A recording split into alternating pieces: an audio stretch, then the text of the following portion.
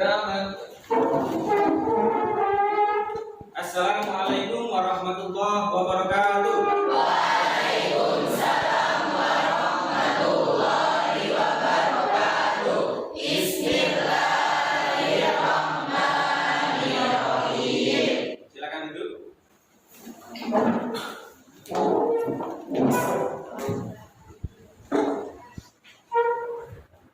Ya semua anak-anak. Alhamdulillah. Oke, seperti biasa sebelum kita mengawali pembelajaran, saya minta tolong kepada ketua kelas untuk memimpin membaca doa terlebih dahulu agar kegiatan pembelajaran kita yang berjalan nanti bisa berjalan dengan lancar dan membawa keberkahan bagi masa depan kita kelak. Silakan, Yuswanto. Al-Fatihah.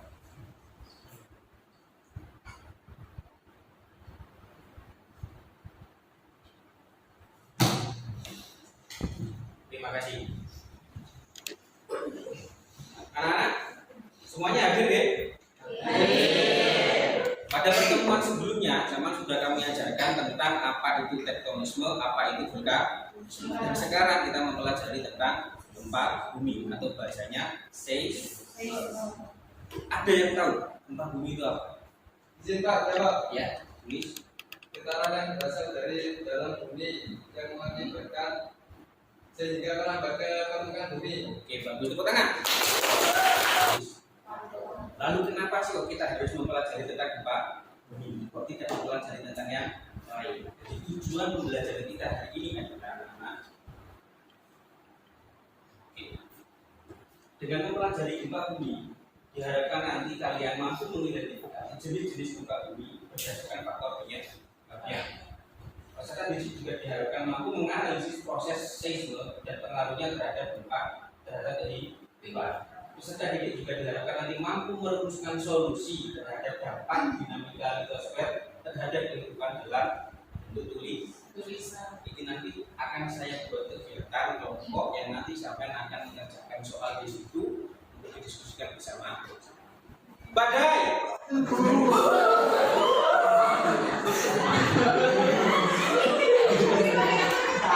Bisa, baca.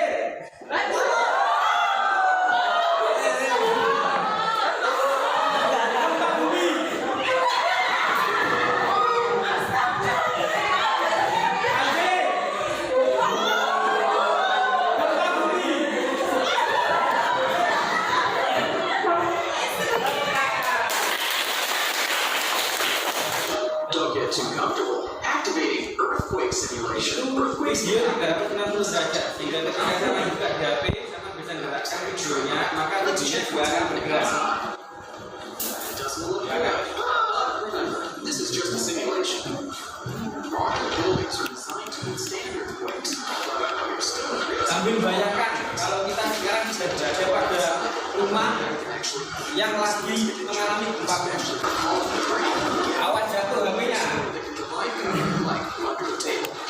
Like safety. Dari data ini apa yang bisa saya tentang? Pak, saya izin tanya. Oh iya, silakan Edi. Dari data yang Bapak paparkan di depan ini, perbedaan dari gempa yang ada di Indonesia sama di Jepang itu kan di Indonesia kan lebih rendah, Ya. terus di Jepang lebih tinggi. Tapi kenapa korbannya lebih banyak di Indonesia daripada di Jepang?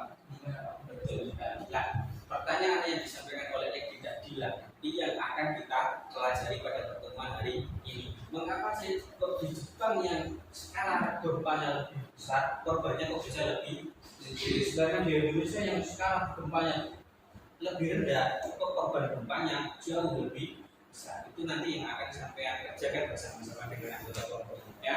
Silakan buka bahan ajar yang sudah saya sampaikan. Kelompok satu angkat tangan ketuanya.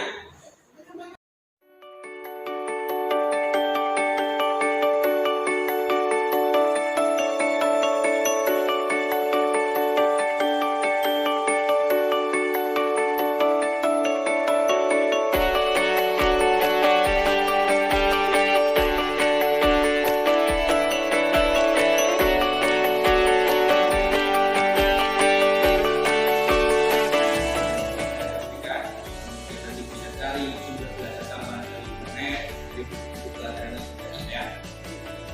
Paham sampai sini? Silakan dibacakan sudah kelompoknya masing-masing.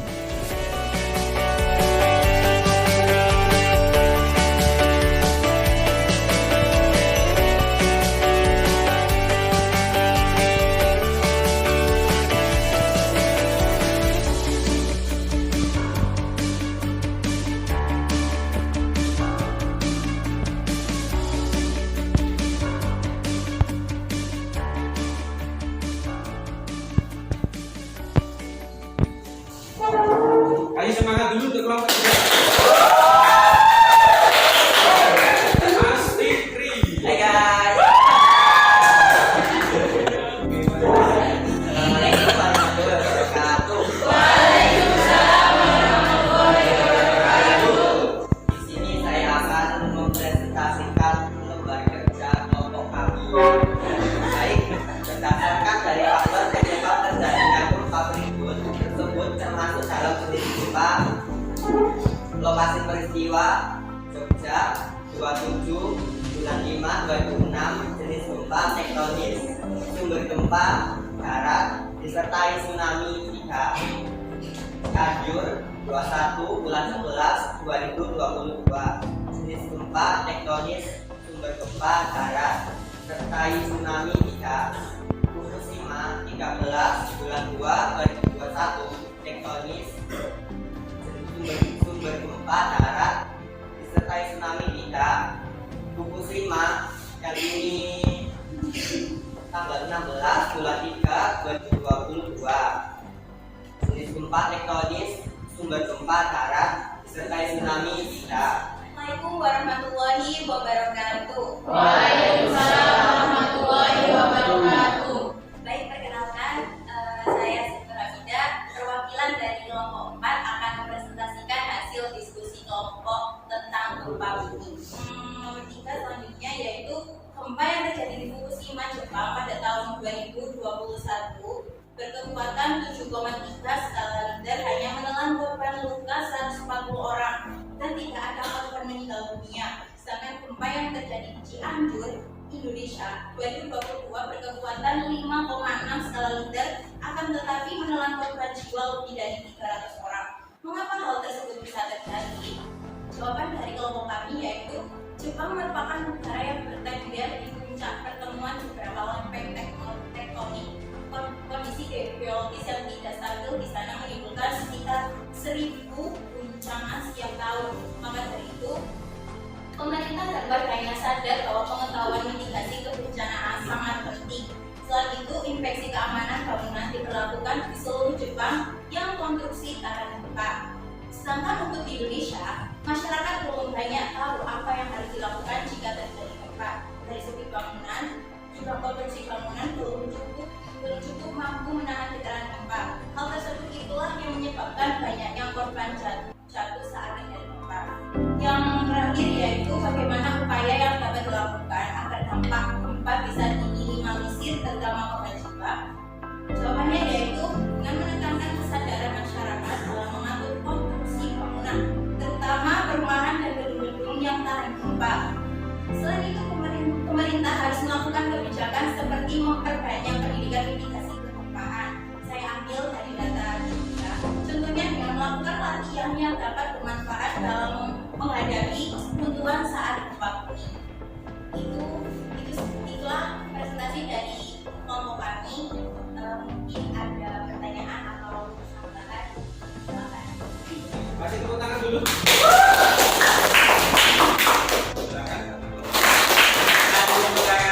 Oke, silakan. Bagi kelompok yang lain yang mau memberikan komentar.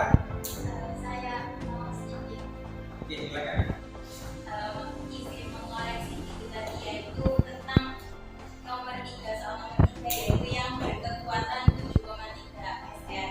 Itu tadi SR-nya bukan magnitudo ya, tapi skala Richter. Jadi bukan magnitudo. Itu aja koreksi dari saya. Boleh saya menambahkan? Silakan. Setelah mendengar penjelasan dari kelompok 3 tadi, kami izin memberikan sedikit tambahan bahwasanya penyebab lebih banyak korban gempa bumi di Indonesia daripada di Jepang, tidak hanya yang telah disebutkan tadi, tetapi ada juga penyebab yang dominan, yaitu gempa bumi disertai tanah longsor sehingga menimbulkan banyak korban. Terima kasih.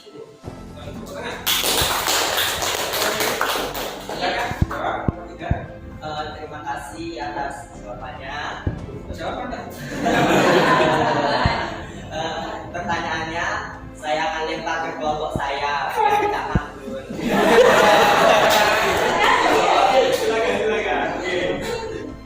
Baik, terima kasih. Saya ingin menjawab.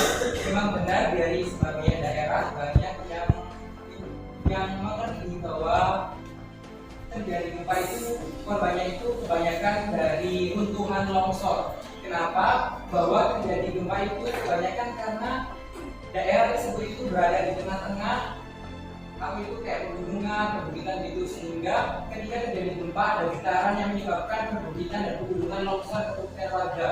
Dan juga banyak warga yang kurang paham tentang edukasi, pengertian cara mengatasi gimana nanti ketika terjadi gempa itu gimana gitu. Mereka itu tidak tahu gitu karena kurang pemahaman tentang edukasi bencana alam. Itu dari saya. Terima kasih. Tepuk tangan. Oke, biar lebih semangat lagi, passwordnya Giomu. Oke,